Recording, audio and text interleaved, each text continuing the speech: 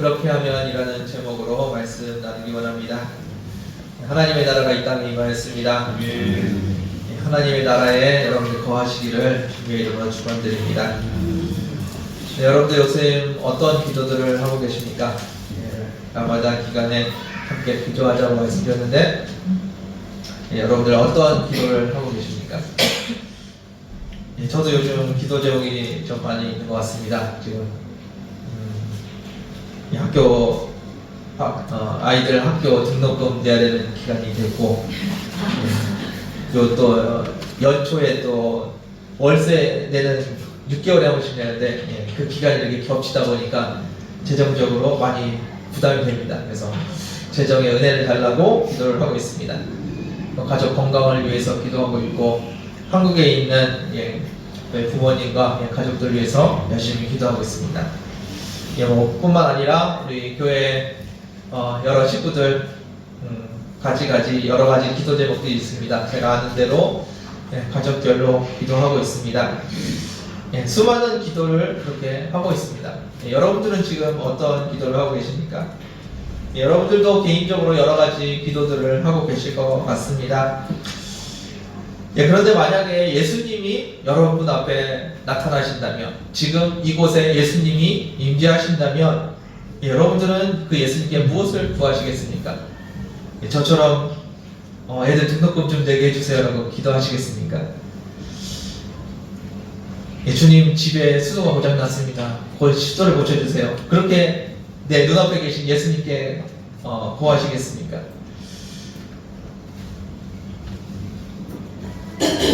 주님께서 이곳에 계시다면 아마 여러분들이 그렇게 기도하기는 쉽지 않으실 겁니다. 진짜 예수님이 그 영광 가운데 우리 눈앞에 나타나신다면 그렇게 기도하는 것은 쉽지 않을 겁니다. 제 생각에 예수님이 이 자리에 임하시면은 아마 우리의 첫 번째 반응은 오늘 본문에 나온 것처럼 베드로가 예수님의 무릎에 엎드렸던 것처럼 주님의 영광 앞에서 엎드리는 것을 제일 먼저 하지 않을까 생각해 봅니다. 오늘 본문에서 베드로와 다른 제자들이 그렇게 예수님을 만났고 예수님 앞에 엎드리는 장면입니다. 베드로가 어떻게 예수님을 만났는지 같이 한번 살펴보도록 하겠습니다. 베드로는 자기 생업에 열심을 내고 있었습니다. 배를 끌고 나가서 갈릴리 바다에서 고기를 잡는 것, 그것이 베드로가 하는 일이었습니다.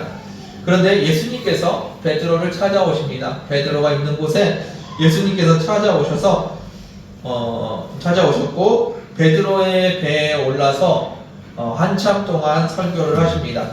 많은 사람이 그 말씀을 들었고 베드로 또한 그 말씀을 옆에서 같이 듣고 있었습니다. 그 말씀을 마치시고 나서 예수님께서 베드로에게 한 말씀을 던지십니다. 베드로에게 깊은 데로 가서 그물을 던지라고 말씀하십니다. 지금 이 상황이 어떤 상황입니까?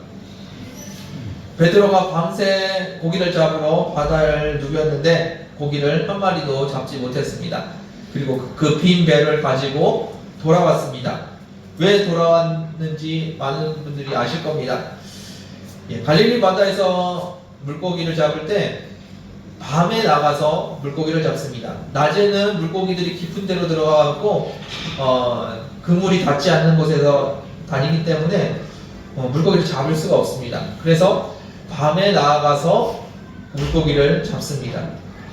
그리고 다시 돌아온 이유는, 물고기가 없음에도 불구하고 다시 돌아온 이유는 해가 뜨기 때문이었습니다. 해가 떠올라있기 때문에 고기를 잡을 수 없다고 생각하고 포기하고 돌아온 상황이었습니다. 그런데 지금 예수님께서는 해가 떠 올라가고 있는데, 조업을 마치고 돌아와서 그물을 싣고 있는데 지금 다시 배를 띄워서 물고기를 잡으러 가라고 말씀하십니다.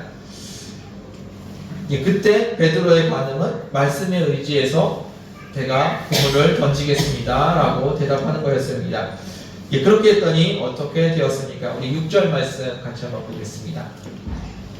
6절입니다. 읽겠습니다. 시작. 그렇게 하니 고기를 잡은 것이 심히 많아 그물이 찢어집니다.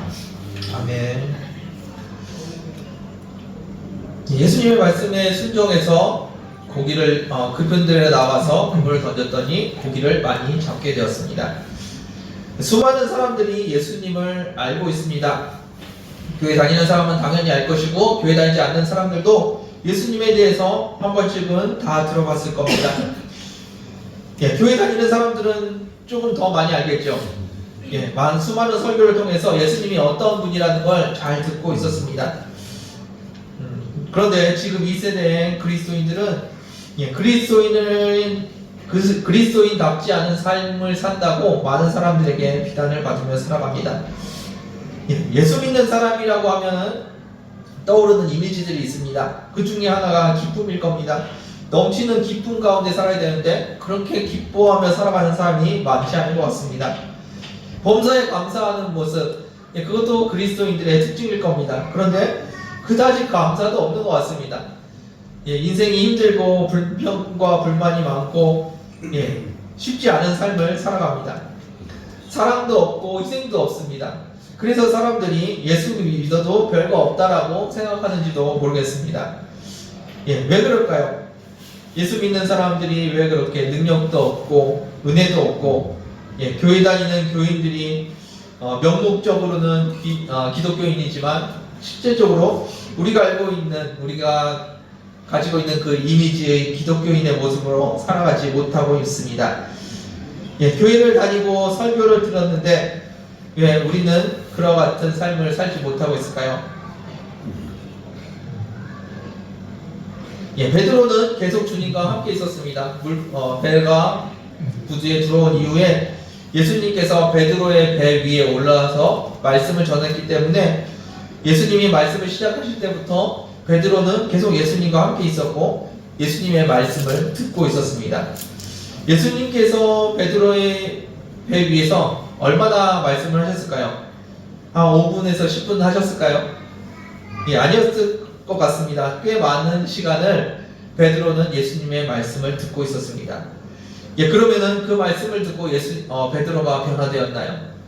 예수님의 말씀을 듣고 예수님 발 아래 엎드려서 예수님의 임재 가운데 엎드리게 되었을까요? 말씀상으로는 아니었던 것 같습니다. 그러면 언제 베드로가 주님을 주님이라고 고백할 수 있었을까요? 오늘 본문에 나오는 것처럼 그렇게 하고 났더니 예수님이 메시아로 보이기 시작했습니다. 그렇게가 어떻게입니까? 주님께서 말씀하신 것대로 깊은 데로 가서 그물을 던져보고 났더니 당연히 안 될 줄 알았지만 당연히 안 되는 걸 알면서도 순종했더니 그러고 났더니 예수님이 메시아로 보이기 시작했다는 겁니다.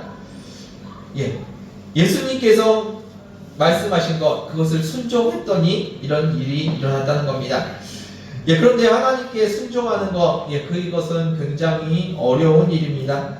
여러분들도 신앙생활 하시지만 예수님이 말씀하시는 걸 그대로 지키는 것이 쉽지가 않습니다. 왜 그렇게 쉽지가 않을까요? 왜냐하면 하나님이 말이 안 되는 것들을 자꾸 시키시기 때문입니다. 사람들이 갈릴리 바다에서 고기를 잡을 때 왜 밤에 나가서 고기를 잡습니까? 멀쩡한 대낮에 나가서 잡으면 되는데 왜 밤에 나가서 고기를 잡을까요? 아까 말씀드렸던 것처럼 낮에는 물고기가 안 잡힙니다. 그래서 밤에 나가는 겁니다. 왜 사람들이 잠 안 자고 졸리고 피곤한데 밤에 나가서 고기를 잡겠습니까? 낮에는 안 잡히니까 밤에 나가서 잡는 겁니다. 베드로는 태어나서 낮에 고기 잡으러 가는 것을 본 적이 없었을 겁니다. 낮에는 사람들이 이동하는 배들만 다녔지 고기 잡는 배들이 다니지는 않았을 겁니다. 그런데 그 상상도 못할 만한 일을 예수님께서 시키십니다. 그래서 우리는 순종하기가 굉장히 힘듭니다. 원수를 사랑하는 것이 말이 됩니까? 제가 종종 말씀드리지만 원수는 사랑하는 것이 아니고 원수는 갚아야겠죠? 원수를 갚는 게 정상입니다. 원수를 갚아라 하면은 목숨을 걸고 갚으러 가겠죠. 순종할 겁니다. 왜냐하면 그게 이치에 합당하고 그것이 맞는 말이라고 나도 생각하니까 원수를 갚으러 갈 겁니다. 그런데 예수님이 원수를 사랑하라고 하십니다. 이해도 되지 않고 할 수도 없는 것들을 자꾸 시키십니다. 예, 아이들 등록금을 내야 되는데 집에 돈이 없습니다. 그런데 주님께서 하시는 말씀은 먼저 그의 나라와 그의 의를 구하라고 하십니다. 아니 지금 등록금 구하러 돈을 구하러 다녀야 되는데 먼저 그의 나라와 그의 의를 언제 구하러 다닙니까? 예, 가족이 아파서 죽게 생겼는데 먼저 그의 나라와 그의 의를 구하랍니다. 예, 어떻게 순종할 수 있겠습니까? 예, 주님은 자꾸 우리가 할 수 없는 것들을 시키십니다. 예, 그래서 우리는 순종할 수가 없는 겁니다.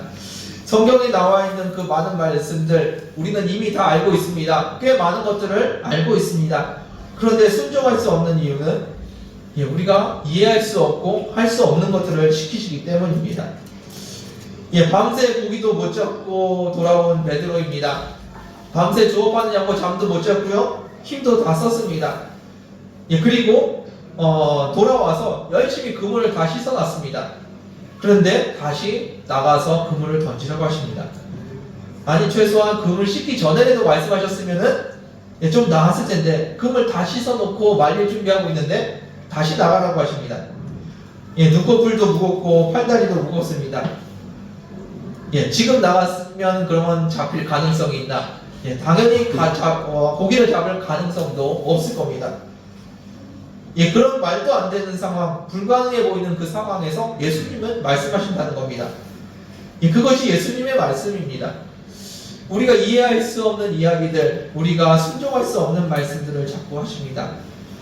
여러분들 많이 아시는 이야기 중에 기도원이 있을 겁니다. 이방인들이 쳐들어왔는데 3만 명이 쳐들어왔는데 하나님께서는 300명을 데리고 나가서 전투를 하라고 하십니다. 3만 명이 달려들면 어떻게 하려고 300명을 데리고 나가라고 하십니까? 그런데 더 놀라운 것은 준비물입니다. 준비물이 횃불과 항아리와 나팔입니다. 대포를 들고 나가도 안 될 것 같은데 항아리를 들고 나가라고 하십니다. 횃불을 들고 나가라고 하십니다. 그런데 그 결과가 무엇입니까? 그 300명이 3만 명을 물리치는 결과가 일어납니다. 오늘 본문에서도 결과가 나타납니다. 잡은 것이 힘이 많아 그물이 찢어지니라.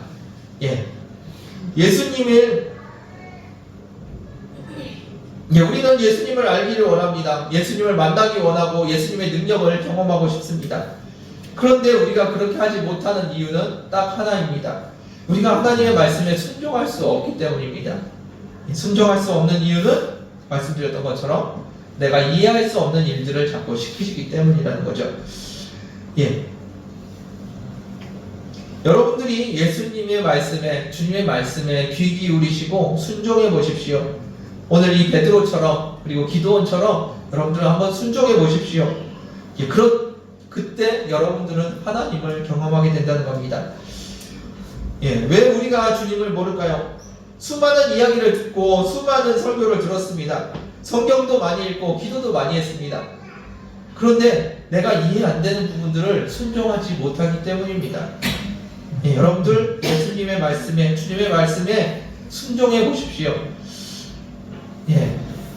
나를 우리는 열심히 순종한다고 하며 산다고 이야기합니다. 그런데 생각해 보면은 별로 우리가 순종을 많이 못하고 사는 것 같습니다.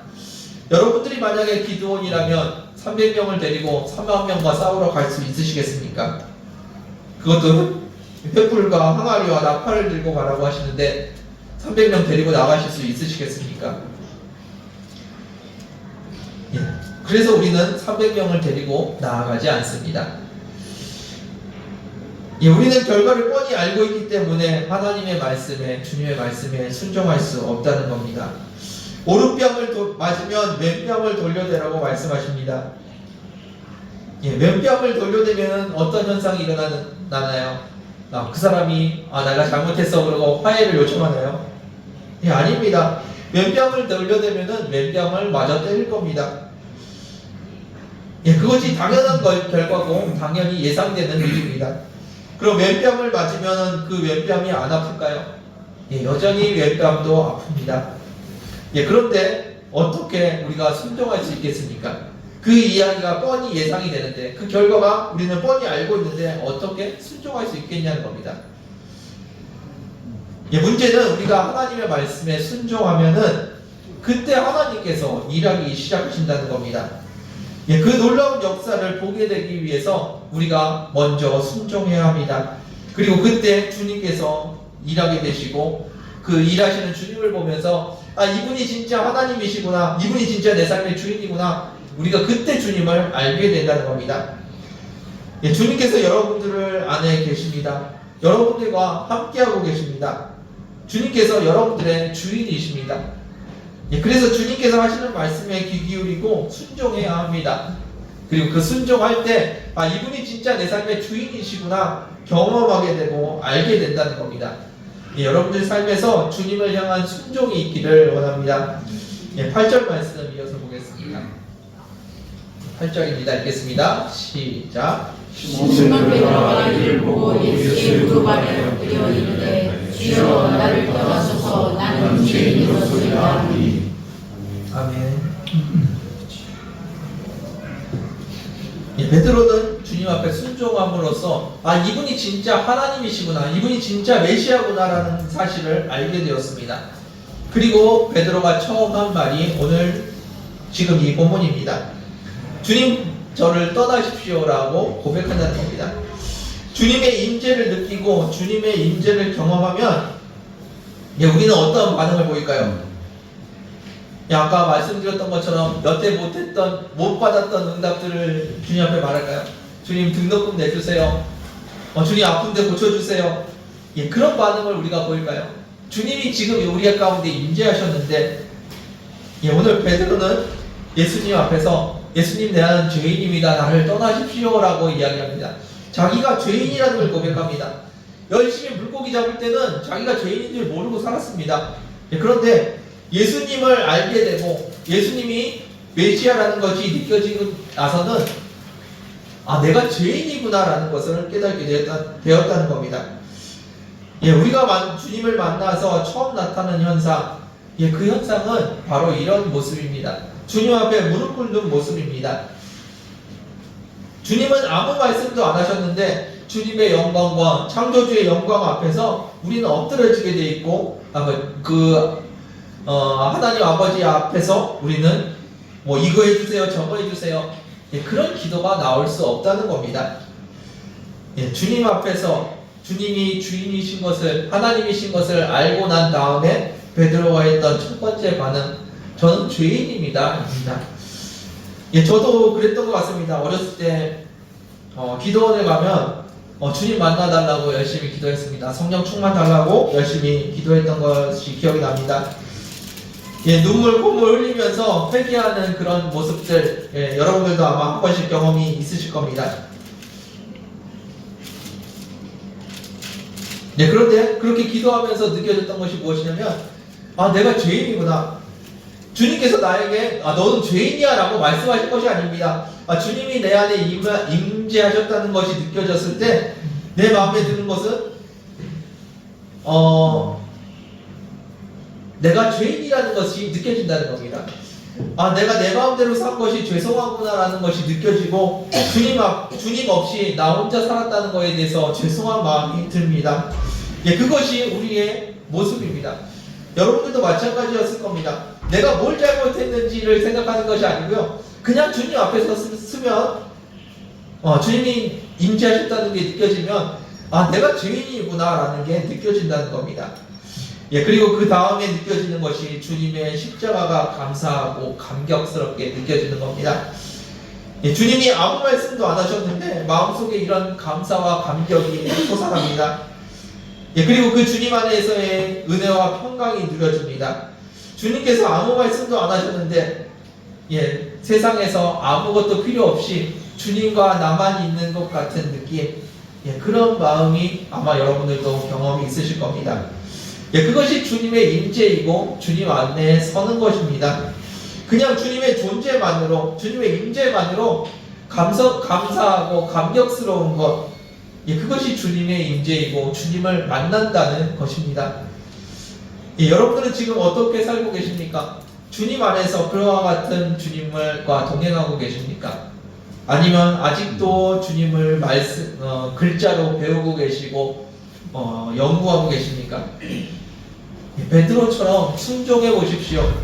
주님께서 내가 이해할 수 없는 말씀을 하실지 모르겠지만 그 말씀에 한번 순종해 보십시오. 그때 주님을 알게 되고 주님의 임재를 경험하게 될 겁니다. 아, 주님이 나의 하나님이시구나 경험하게 될 겁니다. 그 주님 안에서 여러분들이 살아가시기를 주님의 이름으로 축원드립니다. 10절 말씀 이어서 보겠습니다. 10절입니다. 10절 읽겠습니다. 시작. 스베델의 아들로서 시몬의 목자이냐고 요한도 물었습니다. 예수께서 시몬에게 이르시되 무서워하지 말라. 이제부터 내가 사람을 취하리라 하시니. 아멘. 구약시대의 하나님의 임재는 두려움이었습니다. 하나님이 임한다는 것은 죄인에게는 너무나도 무서운 일이었습니다. 그래서 하나님이 우리 가운데 임한다는 것은 하나님의 영광 앞에서 인간의 모습은 불타 없어지는 그런 마루풀과 같은 존재였습니다. 사람들이 그렇게 생각하면서 하나님의 임재를 원하면서도 하나님의 임재를 두려워했던 이유가 바로 그것입니다. 그래서 소수의 특함받은 사람, 하나님께서 지정한 그 사람들만 하나님의 임재 앞에 나아갔습니다. 모세와 대제사장들이 대표적인 예인데요. 그렇게 아무나 나아가는 것이 아니라 지명된 사람들만 하나님의 임재 앞에 나아갔습니다. 그것도 그냥 나아가는 것이 아니라 회개를 하고 거룩한 모습으로 주님 앞에 나아갔습니다. 말씀에 순종한 베드로도 하나님의 영광을 경험하면서 그와 같은 두려움을 느꼈던 것 같습니다. 주님 앞에 무릎을 꿇고 주님 나를 떠나십시오라고 이야기합니다. 베드로에게도 그와 같은 두려움이 있었던 것 같습니다.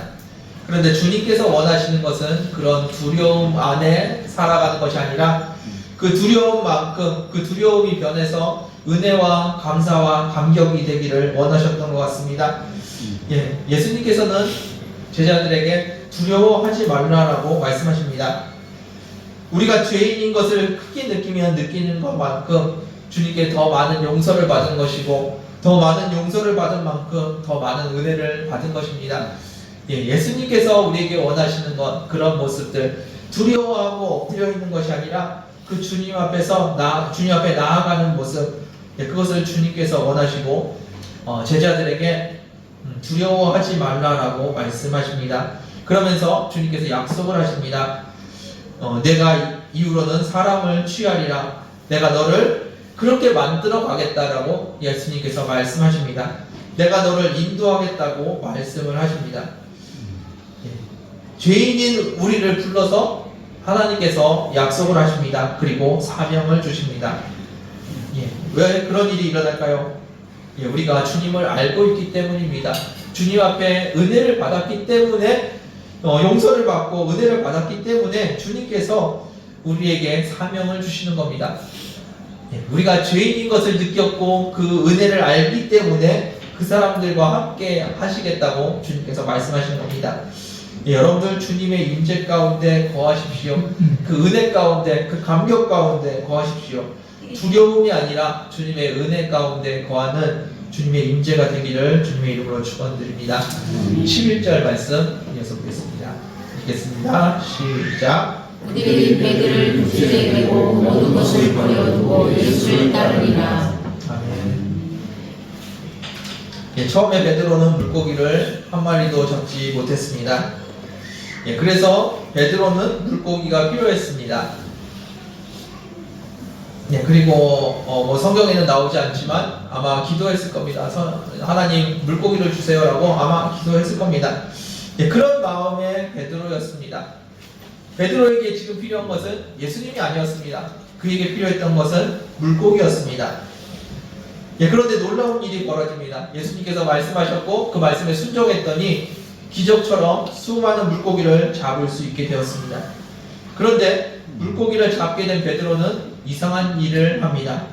물고기를 버려두고 예수님을 따라갑니다. 심지어 배까지도 버려두고 예수님을 따라갑니다. 지금까지 베드로의 기도, 베드로의 소원은 물고기를 많이 잡는 거였습니다. 예, 그래서 하나님께도 그렇게 기도했을 거고, 예, 그런 삶을 살았을 겁니다. 더 많이 물고기를 잡으려고 노력했고, 더 많은 소득을 얻으려고 노력했습니다. 그런데 예수님을 만나고, 예수님의 말씀에 순종해서 예수님을 만나고 났더니 베드로의 삶이 변했습니다. 지금까지는 가장 중요했던 그 물고기를 버려둡니다. 그리고 그 중요한 물고기를 잡기 위한 배까지도 모두 다 버려두고 예수님을 따라갑니다. 지금 물고기가 중요한 것이 아니라는 겁니다. 배가 중요한 것이 아니라는 겁니다. 지금 베드로에게 중요한 것은 예수님이었습니다. 모든 것을 성경은 이야기합니다. 모든 것을 버려두고 예수님을 따라갔다고 이야기합니다. 베드로의 인생의 목표는 물고기 잡는 것이었습니다. 많이 잡는 것, 최대한 많이 잡는 것, 그것이 인생의 목표였습니다. 그런데 예수님을 알게 되니 지금까지 기도했던 그 모든 것들이 베드로에게 큰 의미가 없었습니다. 조금 전까지만 해도 물고기 많이 잡는 것이 최고의 목표였는데 그 잡은 물고기조차도 버려두고 예수님을 따라갔다는 겁니다. 지금까지 구했던 모든 것들이 의미가 없어졌습니다. 그 예수님께서 지금 우리와 함께 하신다는 겁니다. 여러분들과 지금 함께 하시는 분이 바로 그 이 예수님이십니다. 여태까지 구했던 그 수많은 기도 제목들, 주님이 진짜 여러분들 안에 임재하실 때 아무것도 의미 없는 것들이 되어버립니다. 그런데 지금까지 우리가 그것들을 붙들고 살아갔다는 겁니다. 주님께서 여러분들 안에 계시다는 것, 그것이 느껴진다면 지금 우리가 기도하던 그 모든 것들, 그것이 얼마나 허무하게 느껴질까요? 지금까지 내가 왜 그런 기도를 하면서 살았을까라고 어쩌면 후회할지도 모르겠습니다. 지금까지는 나에게 가장 큰 문제였고 가장 큰 기도 제목이었고 가장 큰 고민이었습니다. 그런데 예수님의 임재를 경험하고 났더니 아무것도 아닌 것이 되었습니다. 왜냐하면 예수님의 임재가 느껴졌기 때문입니다. 그것이 그냥 감격스럽고 평안하고 나에게 있었던 그 모든 문제들이 아무것도 아닌 것처럼 느껴집니다. 그래서 베드로처럼 모든 것을 내려놓고 그냥 주님을 따라가고 주님을 바라보게 되는 것, 그것이 주님의 임재입니다. 여러분들 주님을 바라보십시오. 주님 한 분만으로 충분한 세상이 있습니다.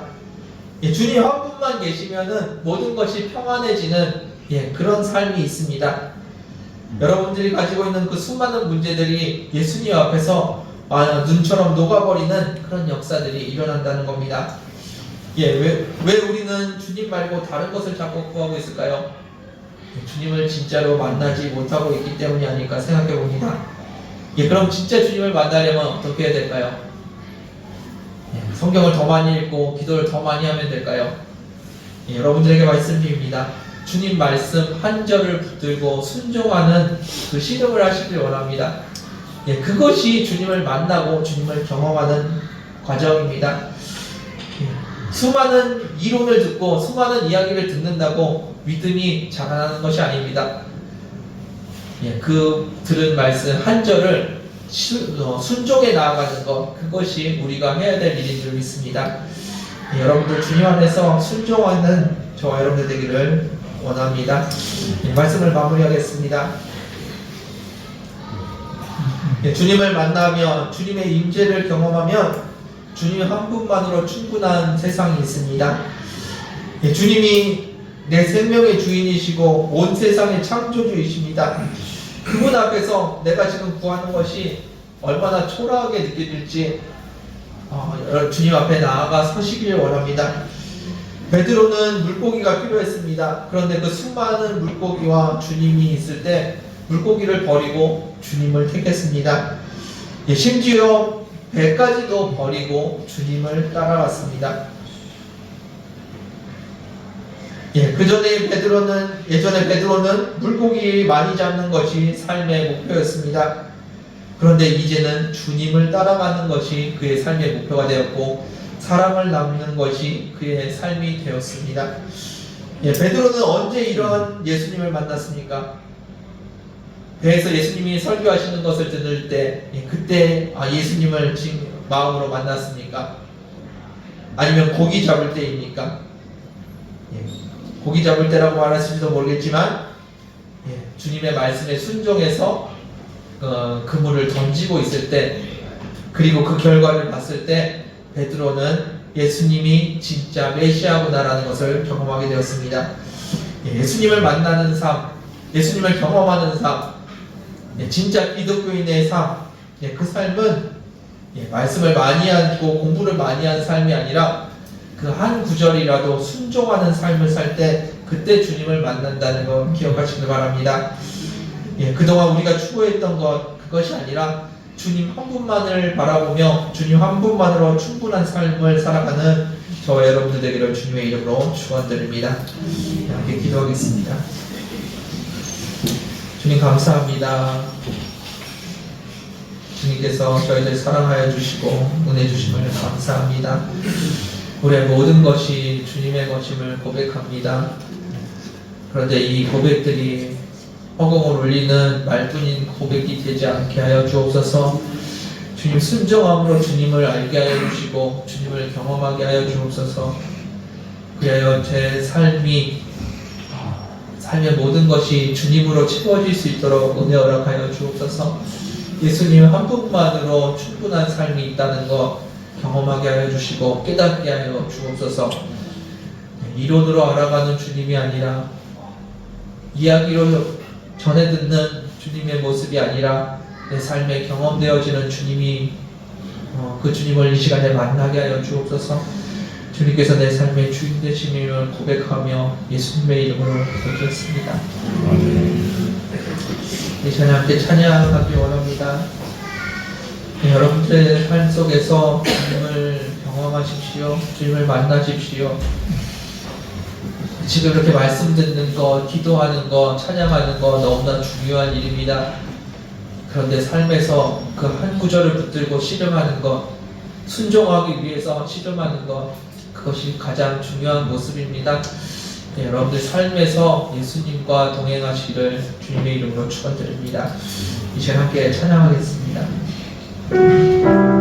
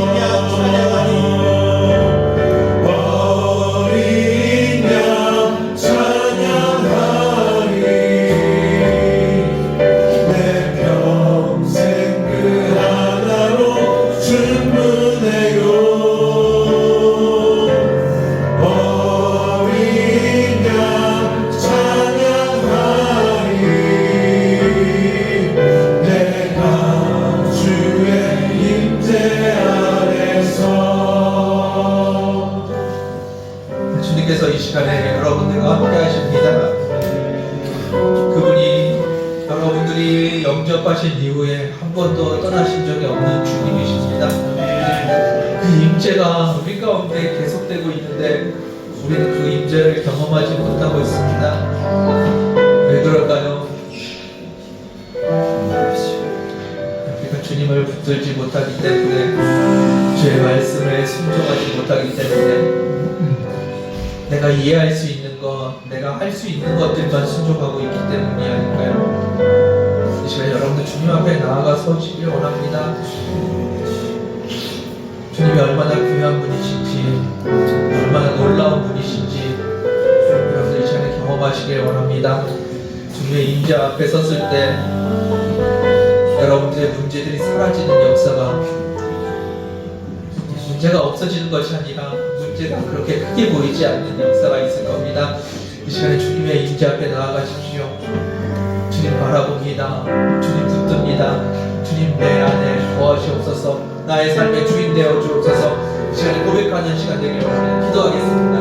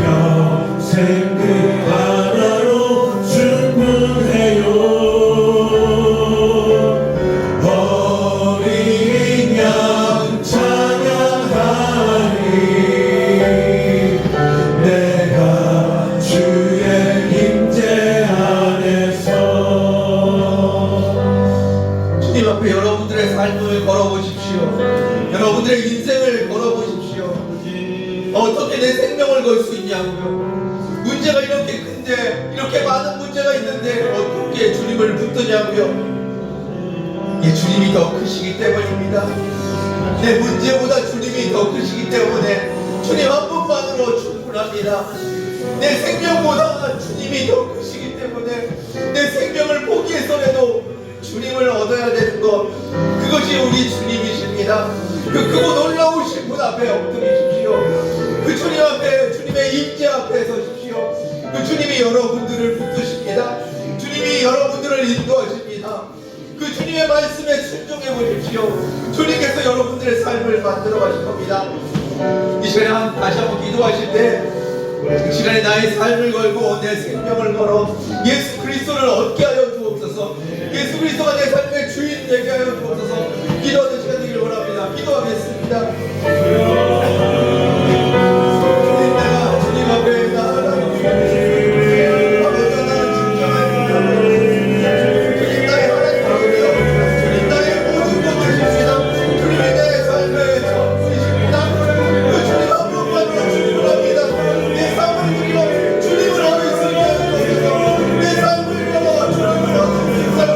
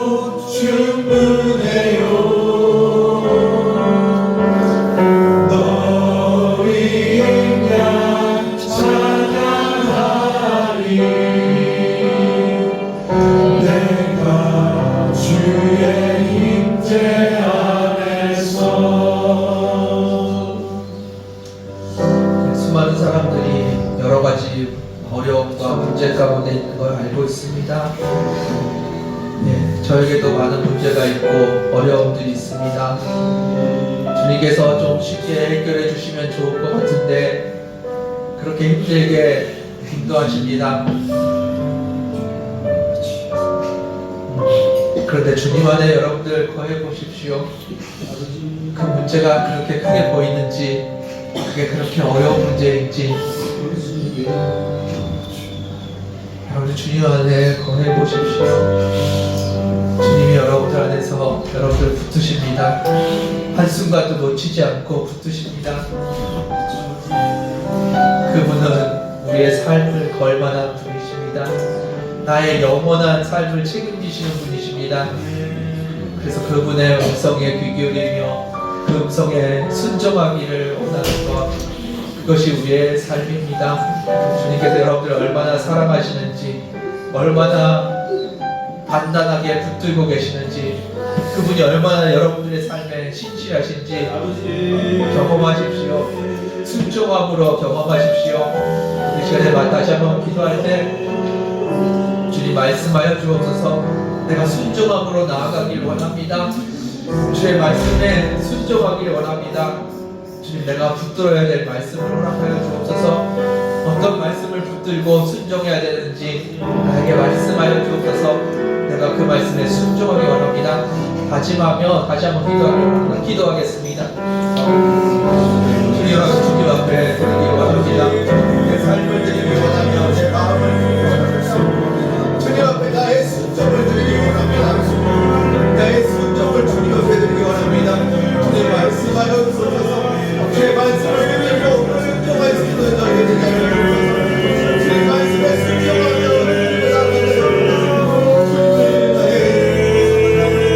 주님의 말씀에 순종하며 원합니다. 그 주의 예수 말씀에 순종하며 주님이 말씀하시는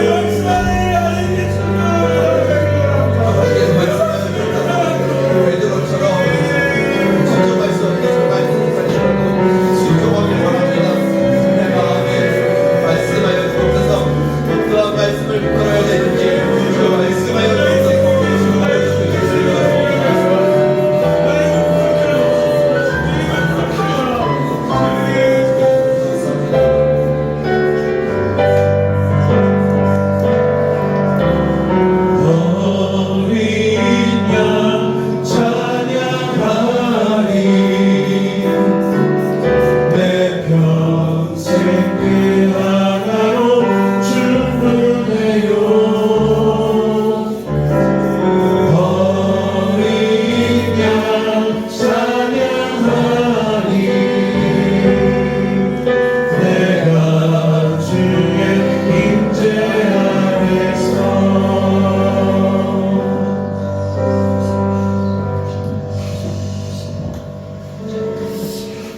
주님 감사합니다. 수많은 기도 가운데 그 기도만 해결되면 내 삶이 기쁠 줄 알고 행복할 줄 알고 기도합니다. 그런데 이 시간에 그 모든 문제들 주님 발 앞에 내려놓고 주님을 구합니다. 주님 내 삶의 주인 되어 주시고 주님 내 삶의 전부가 되어 주옵소서. 그 주의 말씀이 내 생명이 되게 하여 주시고 그 말씀을 순종하며 살아가는 저희들의 삶이 되게 하여 주옵소서. 주님, 우리의 연약함을 아시는 주님, 우리가 얼마나 보는 것에 연약하고 세상 속에서 관계 속에서 얼마나 연약한 존재인지 아시는 주님, 주의 말씀만 붙들고 살 수 있도록 은혜 허락하여 주옵소서. 말씀을 알고 살아가는 것이 아니라 말씀을 순종하며 살아가는 저희들 되게 하여 주옵소서. 그 순종의 결과로 주님을 경험하게 하여 주시고 주님을 내 삶의 주인으로 섬길 수 있도록 은혜 허락하여 주옵소서. 주님 한 분만으로 충분한 삶이 어떤 것인지 경험하게 하여 주시고 그 주님을 증거하고 간증하는 저희들 되게 하여 주옵소서. 주님, 우리의 삶의 전부이심을 다시 한번 고백하오며 감사드리며 예수님의 이름으로 기도드렸습니다.